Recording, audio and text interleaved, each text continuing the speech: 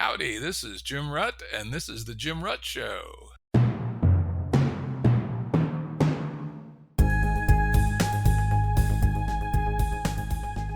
This is a Currents episode. Currents are shorter and less heavily produced than our full-length episodes and generally focus on a single topic. As always, links to books, articles, and organizations mentioned are available on the episode page at jimruttshow.com. That's jimruttshow.com. If you want to comment on this episode or just want to shoot the breeze, you can find me on Twitter at Jim_Rutt. That's R-U-T-T. If you haven't yet, be sure and check out the new Game B film at gamebfilm.org. All right, that's enough for shameless promotion today. Today's guest is Greg Lukianoff, president of FIRE, the Foundation for Individual Rights and Education. You can find information about them at thefire.org. Welcome, Greg. Thanks for having me. Yeah, this should be a good conversation. Extremely timely, as we'll see as we get into it. In addition to being president of FIRE, Greg is also the author of some very interesting books: Unlearning Liberty, Campus Censorship and the End of American Debate, Freedom from Speech, and FIRE's Guide to Free Speech on Campus. And most recently, he co-authored The Coddling of the American Mind, How Good Intentions and Bad Ideas Are Setting Up a Generation for Failure with Jonathan Haidt. Yeah, I read that book right when it came out. I said, damn, that's a good book. Thank you. Also, as I often do, in full disclosure, I should make a note that FIRE has been very helpful to the MIT Free Speech Alliance, which I'm a co-founder, officer, and director. So with that, let's jump into it, Greg. Why don't we start out just sort of with the basic? What's the mission of FIRE? Sure. The mission of FIRE is to protect and sustain freedom of speech, academic freedom in higher education. That's what we were founded to do in 1999. We've been around since 1999. I joined in 2001. But since then, partially because we realized we can't really save higher ed without reaching more people, we started doing more K through 12 work. We started, doing things like making documentaries about the threats to free speech and comedy that was coming from some of the campus norms, what we called outrage culture at the time, because it was 2015 and it didn't have a name yet. We did a documentary called Mighty Ira about Ira Glasser, the old head of the ACLU up until 2001. But we realized that we're going to have to do a lot more public education and really explaining some of the most basic things about freedom of speech. So to that end, we've been doing an advertising campaign that has included ads about, one tagline is cancel culture cancels culture, but another one, showing the March on Washington and saying without free speech, there's no I Have a Dream, to make the point of the role of free speech in the civil rights movement. But most excitingly, we had an ad that ran during the Olympics with Inez Cantor-Freedom talking about, he's a basketball player, formerly of the Celtics, about how important free speech is and how different it makes the U.S. from his home country of Turkey. And we were able to run that during the Olympics, which felt pretty good because Inez is a pretty well-known critic of Xi, and he was wearing a Free Tibet t-shirt when he was saying it. Yeah, I love that. One of the things I really like about you guys is that you're non-partisan. I periodically go through your case file to look at the cases that you're dealing with and handling, and you definitely deal with censorship from the left as well as the right. And then I got kind of a chuckle out of some bits of it that I'd call non-political, bureaucratic, ass-covering, and defiance-crushing, right? So you guys are neither tools of the left or the right, but you are straightforward advocates for free speech. Yeah. Well, and I'm glad you mentioned that third category, too, because you could be forgiven if you pay too much to the sort of culture war discourse. Either everything's just political correctness run amok and it's just the left getting people in trouble, or if you listen to the people who write articles titled things like cancel culture isn't even a real thing, they always argue that, well, cancel culture is a real thing, it just comes from the right instead. So they even contradict themselves. And there's probably not a single case they mention in that happens on campus that they don't know about because of us. But there's this huge middle category of cases where it's just, an administrator doesn't like a professor or a particular student, doesn't like the way a book or quote made the school look, and they go after the student or the faculty member, oftentimes for very petty reasons. Yeah, there's one university that keeps turning up for this kind of bullshit crapola. Tarleton, I think it is. Someplace in Texas, kind of seized the student newspaper and then claims it was never an independent paper. And, what the hell? Just like obviously somebody got their tail twisted and didn't like it. Yep. Yeah, we've seen some kind of funny repeat offenders. The Rensselaer Polytechnic Institute was a bit of a bummer because it's a fairly prestigious technical college in upstate New York, and they were trying to shut down the student union, as in like the representative body of students. And when students were trying to protest on campus, they actually argued that they couldn't protest on campus due to eminent domain, which is one of those things like you really don't understand what that term means at all, because that was a nonsense sentence. So you really do see what I describe as kind of like the old-fashioned Dean Wormer type of censorship. Yeah, it does actually bother us at the MIT Free Speech Alliance that the chair of the nomination committee for the MIT Corporation, which is our equivalent of a board of trustees, is the president of RPI. Oh. Yikes, right? Fortunately, she's resigned from the presidency of RPI, I think effective this summer, and maybe she'll retire from being head of our nominating committee too. Because that is amazing how often RPI has managed to do something that's just sort of grossly abusive. Yeah, no, it's interesting. Like DePaul University, although a lot of times the schools that get our Lifetime Achievement Award for violations of freedom of speech, we do that every year, are schools that maybe aren't as big of a name. Like DePaul University really earned theirs. Syracuse, better known, but definitely earned theirs like crazy. This year it was actually Yale. When I was doing an evaluation of a lot of the cases we'd had, partially after we wrote the piece on MIT, which you can find at thefire.org, we decided to also do a comprehensive piece on Yale because there was a new case that people hadn't heard of. And in the process of doing that, I'm like, wow, there's been like a really serious case pretty much every year since 2015. And there were like 3 bad ones last year. So they are the proud recipient of Fire's much coveted Lifetime Achievement and Censorship Award. Yeah, I've been following the brouhaha about the Yale Law School and some of the ridiculous goings on there. Yeah, I mean, there was a time when we could think that law schools were a little better insulated from this for reasons that are kind of similar to the sciences. Like in law, you're supposed to be able to argue both sides of an argument or all sides of an argument. You're supposed to be able to have, not be too easily offended because, a lot of time different kinds of law can be pretty grisly affairs. But seeing some of the exaggerated nonsense we've seen going on in the Yale Law School over the past couple of years, it genuinely worries me. Yeah. And that actually brings me to my next point. As I was going through your recent cases, one that hopped out at me for exactly the reason you just enunciated, that, at a law school, Emory University School of Law, the student government denied recognition to a free speech group.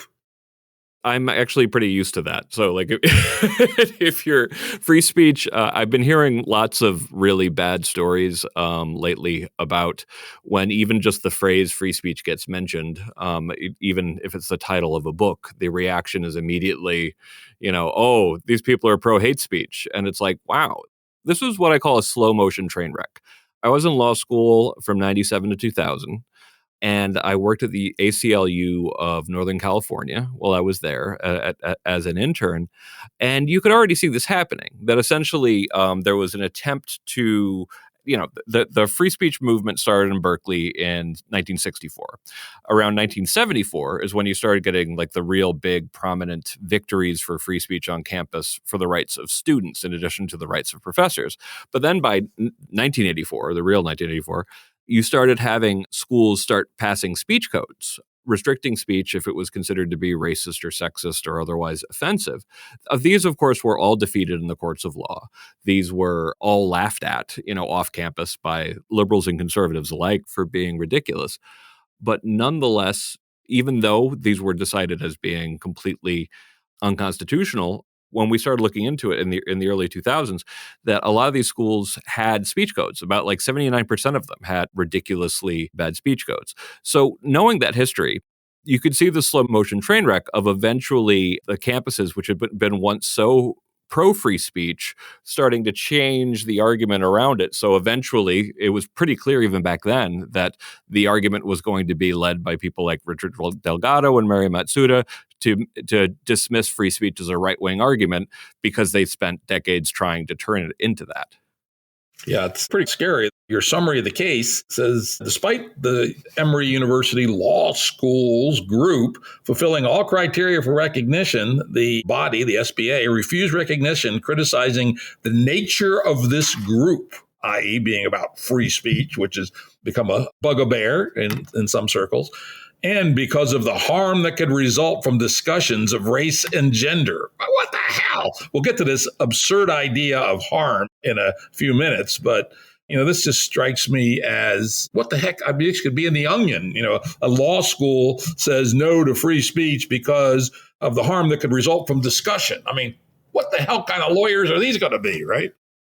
Yeah, no, if you told me it would have gotten this bad this fast, say back in 2010, and I'd already been working on campuses defending like truly ludicrous attempts at censorship for, since 2001 at that point. But how bad it's gotten just over the past 3 or 4 years is something that I never would have expected. Yeah, it does seem to be accelerating. So let's do a little digression here. It's actually part of the same story into the book you wrote with Jonathan Haidt, The Coddling of the American Mind, and to this Emory case, this concept of harm. What the hell's going on with this modern concept of harm, which includes a theoretical discussion at a law school? Yeah. Well, the funny thing about the harm idea is that that speech can be harmful is that students tend to present this as if it's this new kind of more sensitive or sophisticated idea, and professors who are anti-free speech tend to use it as kind of like a new rationalization. And whenever I talk about this, I'm like, no, this is a really old idea. That essentially there's no meaningful distinction between the harm or hurt caused by words as that caused by actual physical action. Now, of course, when it comes to actual intensity, I would argue that being punched in the face hurts a lot more than most people who have never been punched in the face actually think. But nonetheless, absolutely, of course, words can break your heart. Words can be very sharp. But as I always have to point out, it's not a surprise that words can be sharp or hurt because free speech was one of our ways of replacing the way we traditionally, as a species, solved a lot of disputes, which is through coercion and violence. So yes, of course, like we replaced something that was literally violent with something that is deciding like how we run our society. You shouldn't be surprised it's going to at times be kind of intense. But this new argument, this new form of the argument, will say things with a straight face that are like, and I've seen this in a couple different articles. We used to say that sticks and stones can break your bones, but names can never hurt you. But we now know that words can hurt, and they can be stressful. They can cause a stress response. All this kind of stuff where it's like, okay, first of all, sticks and stones is a mantra you teach children in order to help them deal with the fact that words can sometimes hurt. The mantra wouldn't even make any sense if words could never hurt. That would be nonsensical. But more importantly, the sort of arrogance to assume that John Stuart Mill, a complete and utter genius, a savant, he didn't get that words can sometimes hurt. That's nonsensical. It's rewriting the past as if everybody who came before you is an idiot. But what we do consider, speech as this way of settling disputes without reference to actual physical violence. Yeah, so what do you think is causing this? I mean, again, when I was a kid, I'm an old geezer, born in 1953. Sticks and stones will break your bones, but words will never hurt you is something we always said. And yes, you are right. It might hurt your feelings or, you get dumped by your fifth grade girlfriend. You might have a good 5-minute cry or something. But the idea that a sharp word, or even not even a sharp word, but just a word you intellectually disagreed with, produces harm in some real sense strikes me as just a bit loony. Well, I wrote a short book in 2014 called Freedom from Speech. And in that, I was just commenting on the sudden sort of intense uptick in these particularly ridiculous sort of student-led cases that were just starting up in earnest around 2013, 2014. And in that, I talked about what I call problems of comfort, which in Coddling the American Mind, my later book, I've referred to as problems of progress. And the point was that Steven Pinker is ultimately right that a lot of things are improving as history goes on. We're much more comfortable, much more options for consuming art or food or all of these things. But there's a category of the kind of things that tend to get worse precisely because everything else is getting better. And one of those, as you get more comfortable, as you are able to, avoid more pain and avoid more discomfort, it shouldn't be that much of a surprise that people become less comfortable with something as difficult as freedom of speech done correctly. So I definitely thought that unless you have cultural pushback, it shouldn't be surprising that we become less tolerant of free speech as time goes by. So to a degree, I feel like there's some amount of regression to the mean. Free speech wasn't that well protected prior to, I'd say, the mid-20th century in the world. There's also this problem of progress idea that, as a lot of other things get better, there's a tendency to become somewhat less tolerant. But then there's also just the fact that higher ed and K through 12 are incredibly ideologically monolithic. They lean very much to the left in K through 12. In higher ed, just having done this long piece for Reason Magazine, only 3% of Harvard faculty, for example, self-identify as any kind of conservative. And the administrative class is even more monolithic at these schools, even less politically diverse. Why does that matter?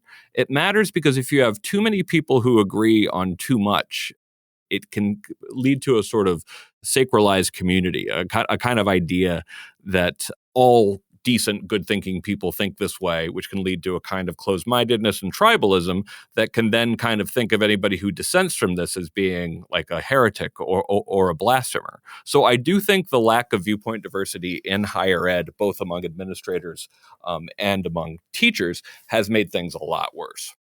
Yeah, I think that's a reasonable argument, though I wonder how sincere it is, or is it a passive-aggressive political power game played by wannabe Jacobins, right? Because they now have this vocabulary of harm, right, which they can wave like a shrunken head and say, no, you can't talk about anything because that could cause them harm, right? When in reality, that's just a passive-aggressive way of trying to suppress viewpoints other than their own, which was, of course, the tactic of the Robespierre-style Jacobin. Yeah, I think very early on in my first book, Unlearning Liberty, I talk about how, as a general rule, I don't believe in single motivations. Like, I tend to think that most things that human beings do are from mixed motivations. So I do try to talk about historical trends and about backsliding in some different directions, and the well-intentioned aspect of it is always important to nod to.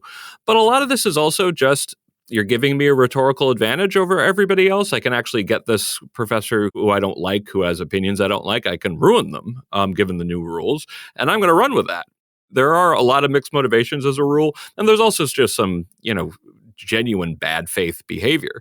And that's one of the reasons why I just had Comey German, who does our scholars database for FIRE. We started collecting examples of attempts to get professors, for lack of a better word, canceled. We could only go back reliably to about 2015 for a variety of reasons. And from 2015 on up, and 2015 was already, like, things had already turned a lot worse in 2015. 2014 was really when we started seeing the big downward trends. We have seen something like 540 attempts to get professors fired or get their careers ruined. About 2/3 of those result in some kind of punishment against the professor. They are a combination, by the way, of right and left and none of the above, but more attempts coming from the left, unsurprisingly, given that's what campuses are dominated by. Then you even have people who will look at that and go, well, that's a tiny number. There are, I think someone said there's something like 2 million teachers in the world. And I have literally no idea where this number came from. But to put it in perspective, we're like, yeah, that's 66% of the top 100 U.S. news schools had at least one of these incidents. And the top 10 schools in the country average about 7 since 2015. Stanford, my alma mater, has 20. Harvard had a dozen, even though they only have 3% conservatives. They're obviously going to have to go to non-conservatives to try to get them to conform as well. And these are just things that happen to professors that we know about. This doesn't include students. So it's gotten very bad, very fast. And I've never seen anything quite like it. Yeah, and 540 over a relatively short period of time. Compare that to something which is considered, and rightfully, a dark period in American free speech, which was the Hollywood Blacklists, which was 100 people, maybe 200 at the most, right? And so the scale of this is considerably greater than that. And why the folks that will criticize the blacklist don't realize the significance of this, I'm just not sure. Yeah, I think only 10 people went to jail under the Sedition Act, and I think only about 22 people were even brought up on charges of the 1798 Sedition Act. And it's correct that we look back on that with shame. The lack of appreciation for the scale of numbers, when I'm feeling particularly not nice about it, I end up explaining it's like, the Salem witch trials, that was 19 people were executed after that. But, and then pointing out that, Dreyfus was just one dude and Sacco and Vanzetti were two, and we consider these shameful for a reason. Indeed. And I think this is another very important point. Truthfully, I was, out of the left corner of my eye following this and knew it was not a good thing. But recently, as I've gotten involved with the MIT Free Speech Alliance, I have been digging into this and found that what does not appear in the actual official statistics is probably even more disturbing than what does. The event that got me radicalized was the cancellation of Dorian Abbott's speech at MIT, the Carlson lecture, which is a prestigious invited lecture, which he'd been invited to give. And it's about a very nerdy, as you'd expect for MIT, exotic topic, which is how to study the atmosphere of planets around stars other than our sun, for the purpose of determining whether they might be suitable habitats for life. It's hard to find a more truly scientific topic that has no relationship to anything going on here on Earth, at least on an everyday basis. And because he had he was a co-author, written an essay in Newsweek magazine arguing against current implementations of the so-called diversity, equity, and inclusion program, and had proposed his alternative, merit, fairness, and equality, a Twitter cancel mob formed up, blah, blah, blah, blah, blah. And very, very foolishly, the chairman of the Earth and Atmospheric and Planetary Sciences Department, with, as we have determined, the support of at least the provost and probably the president too, canceled Abbott's speech. This got a lot of publicity, an egregious case where someone who was talking about nothing that had to do with politics at all, an invited lecture, a prestigious invited lecture, was canceled because of a political view and not one that's outside the American mainstream. One of the things I discovered when I was doing our research is there was a recent Pew poll which showed that 74% of Americans say the best person should always be hired for the job, irrespective of the impact on diversity. And Abbott's work was mostly about academic hiring. Only later did he talk a little bit about, undergraduate selection, et cetera.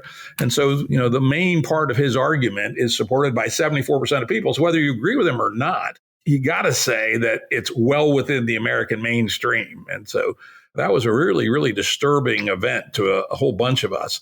And we've formed the MIT Free Speech Alliance in reaction to that. And by the way, you can pick it up at mitfreespeech.org and see what we're talking about. But that was bad enough. I mean, get your reaction to that, and then I'll go on to what we found when we dug deeper. Sure. Yeah. Well, we have an article up called "What Does MIT Stand For?" We have it at thefire.org. We also have an audio version of it. We've been trying to do more of that. It's written, like I said, by Comey German, and it tries to put all of this stuff in perspective. And the thing that it was I was really pleased that the Dorian Abbott situation was getting so much attention. And I definitely think my friends at the Academic Freedom Alliance did a lot with that early on, partially because in a very real sense, it's just not that remarkable of a case. We've seen disinvitation attempts, at pretty much every other school, Virginia Tech, Johns Hopkins, Cal Poly, like all the technical schools, with the commendable exception of Caltech, in situations where, just like Dorian Abbott, what a professor was going to that campus to speak about wasn't even the same thing as what got them canceled. So in some senses, like the MIT case it's good because it's increased awareness of how common this problem is, and seeing how shocked people were to discover this stuff was hopefully they're even more shocked to find out that this stuff happens all the time. Yeah, I think part of the shockingness was this is MIT, supposedly the home of rational discourse, right? And MIT has been generally better behaved than most of the other schools, but not entirely. And certainly, given how bad things have been at places like Harvard and again, Stanford and Yale, it's something that should be a wake up call to everybody who cares about some of our most storied institutions of higher ed. Yeah, and then as I said, the case itself was bad enough that as we formed our organization, started digging in, and we started finding informants, shall we say, we discovered things were way worse than we would have ever guessed. For instance, an anonymous faculty poll in a couple of ad hoc faculty meetings, at which a significant percentage, but not all, of the faculty attended. This is a direct quote from the anonymous poll that was done at the meeting. Do you feel on an everyday basis, that your voice or the voices of your colleagues are constrained at MIT? More than 50% responded yes. That's mind-boggling to me that in a modern university, particularly one dedicated to truth like MIT, 50% of the faculty would feel on an everyday basis that their voice or their colleagues are constrained. And then even more amazing, are you worried, given the current atmosphere in society, that your voice or your colleagues' voices are increasingly in jeopardy? 80% responded yes to that. I mean, holy moly, that is, frankly, just a very disturbing set of statistics. And when you balance it up against the lack of viewpoint diversity on campus, when you see, the fact that it's 80%, that also includes people who, by any measure, would be considered pretty politically doctrinaire by the administration. Like, because sometimes when you see these, you wonder what's going on with that 20%. Well, in some cases, it's people who have no fear of ever getting in trouble because they don't have the kind of opinions that the administration would ever be on the lookout for. But the gap between that number and the lack of viewpoint diversity, it means that there are a lot of people who once might have thought of themselves as very uncontroversial left of center professors who have pretty popular opinions on campus. Even they're getting canceled. Yeah, because again, traditional American liberalism is no longer considered tolerable by the cancel culture people, right? They're the enemy. I have been glad that the people who are not so great on free speech, or actually that's an understatement, have increasingly called themselves progressives instead of liberals. I mean, I still think of myself as a liberal, but if you don't believe in any form of, human freedom, you shouldn't use a word that means freedom. Yeah, very good point. And I still consider myself in many domains a political progressive, right? I actually worked for the Bernie campaign in 2016. On the other hand, I am even more a liberal in the spirit of John Stuart Mill, et cetera. And so I'm just feeling this incredible personal cognitive dissonance at a very strong level that the people that I am sort of on the same team of politically in one domain, I'm absolutely opposed to, and I believe that they're not just wrong, but they're on a dangerous proto-totalitarian road. And as I've talked to people at MIT, I find there's lots of other people like this who are certainly left of center in the traditional dimensions. Yes, I'm in favor of higher tax rate, people. I'm a high income person. Tax the hell out of me, right? I'm in favor of more regulation of banking and finance under certain well thought out circumstances. But I'll be damned if I'm in favor of suppression of free speech. And that's just a bright line. This is the road to hell kind of thing. This is not something that we argue about. This is something that's a fundamental value of Western civilization. Yeah. And watching that be among the fault lines, it's just, there's no better word for it. It's scary. And the intensity with which it's picked up since Coddling the American Mind came out, because when the book came out in 2018, we thought that things were pretty bad. But 2020 and 2021 were by far the worst years we had ever seen. Indeed. Now, another recent case, which you guys have written about, Ilya Shapiro at Georgetown. Why don't you tell us about that one? Yeah, the Ilya Shapiro case is definitely something of a Rorschach test. So Ilya Shapiro, he's a libertarian conservative thinker from the Cato Institute in D.C., very reliably libertarian, not reflexively conservative by any means. He's a great constitutional thinker. I've known him for a very long time.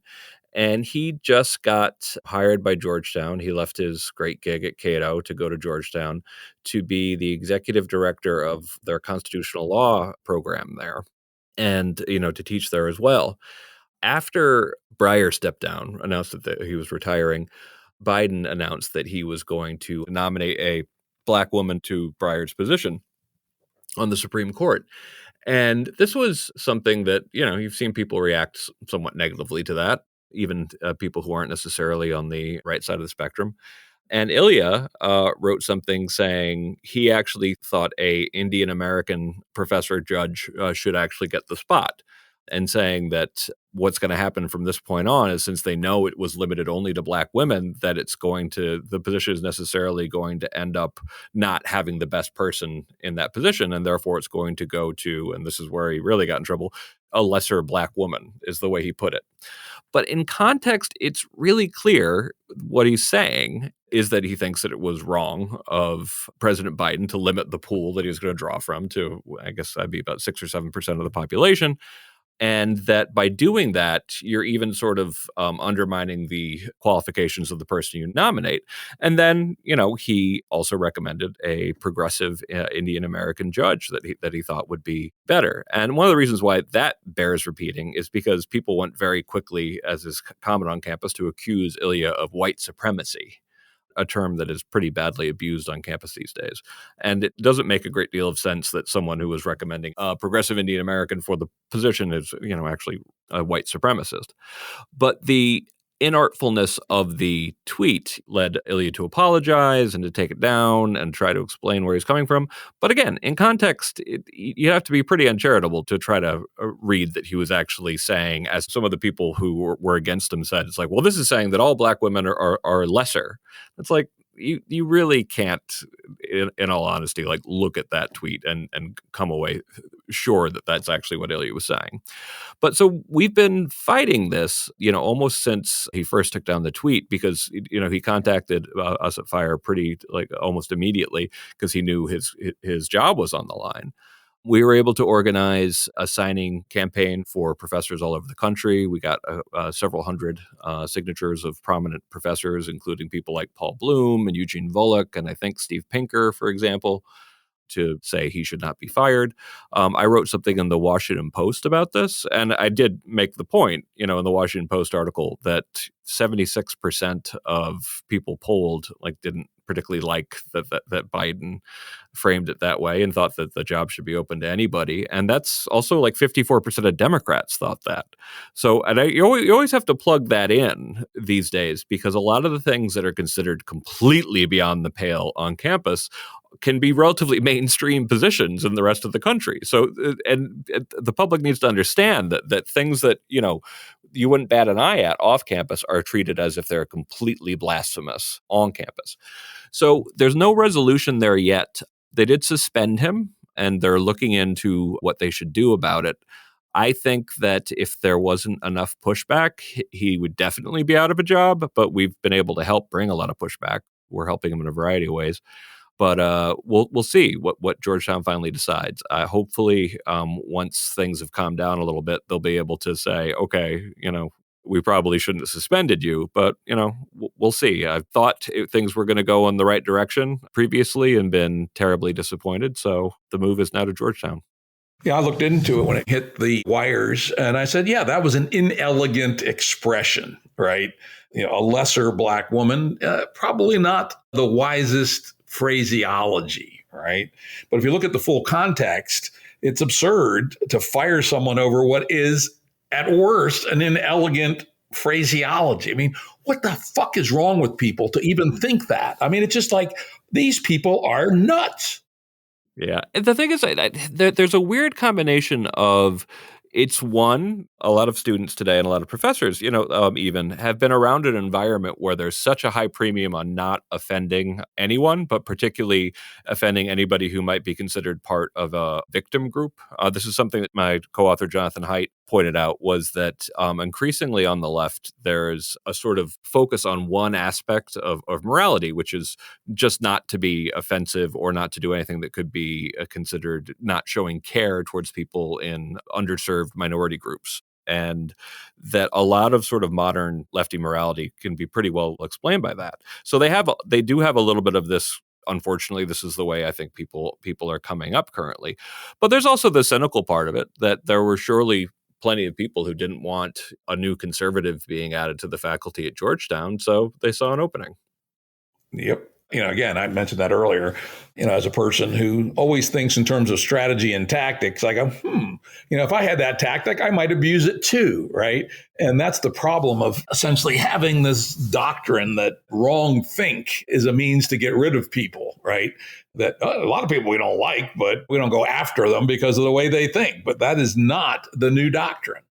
Now, moving out a little bit from the charter of FIRE, which is education, it's also true, I would say, in the wider culture, particularly from people on the progressive side, but also on the right too. But I would say a lot of the most obnoxious ones are on the left these days, that there's just a decline in support for free speech more widely. When I remind people of what American free speech actually legally entails, what's the famous case with the Klansmen in Ohio? Brandenburg v. Ohio, yeah. Yeah. Very famous case. I posted that on Twitter and people go, what? How could this possibly be? Right. And I also pointed out to that while a unanimous ruling, it appears that unsigned, the principal architects were Fortas, Douglas, and Black, three strong progressives, right? So here was, a strong progressive position for extremely radical free speech. And not that long ago. And now, when people even realize that that's the current state of the law, they just can't believe it. Yeah. Well, and there's a case that your listeners might not know about called Papish.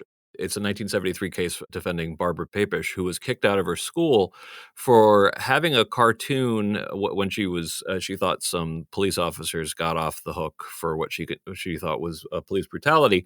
So she ran a cartoon that showed police officers raping the Statue of Liberty and the Goddess of Justice. And that was ultimately the thing that got her kicked out of school. And and I bring this up here when I'm on campus, making the point that if you were to show that cartoon on campus, that would probably be a FIRE case. It would only be the framing of saying, no, this is what the Supreme Court says is protected on campus. And there, it really shows how much our thinking has flipped on free speech. The argument from the Supreme Court is the one, I came up with, which is that, or when I was growing up, was the popular one, that if anything, free speech should be more protected on campus because there's a presumption that, one, you're all adults, and two, that the whole function of here is to think harder. So being provoked actually can help that sometimes. That you being offended is irrelevant to whether or not something is true. So all of these reasons, it was actually supposed to be considered even more protective of free speech. But over the past couple of decades, that mentality has changed so that now professors and deans and administrators will take for granted that, of course, speech is not as protected on campus as it is off, because we have to protect the sensibilities of our students. And this goes back to this coddling of the American mind where, I was a business guy for 25, almost 30 years. Hey, you basically tried to give your customer what you want.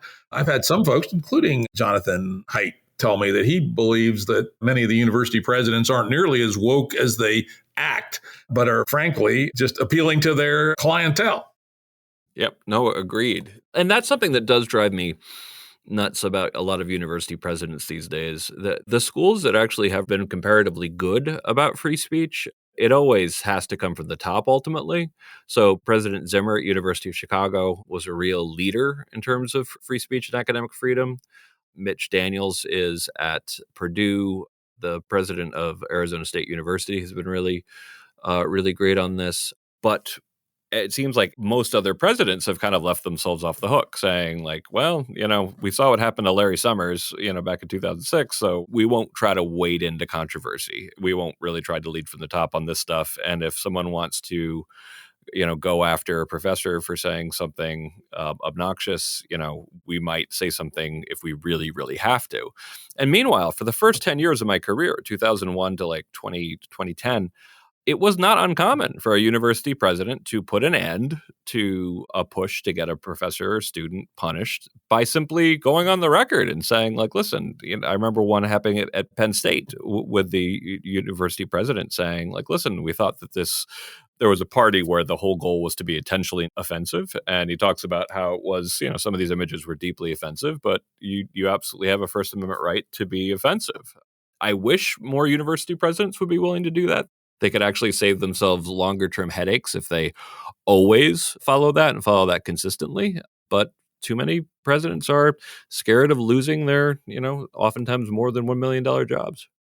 Yep. I made the point in a letter I wrote to the MIT president, which is you're just setting yourself up for endless battles when you bend the knee to these woke mobs on Twitter. If you would just say, we're not doing that in the way Zimmer did at University of Chicago when Dorian Abbott came under fire there, it just shuts the whole thing down. You're not constantly in these bullshit fights. If you just say, that's not our job. We don't do that, right? We are a free speech honoring institution.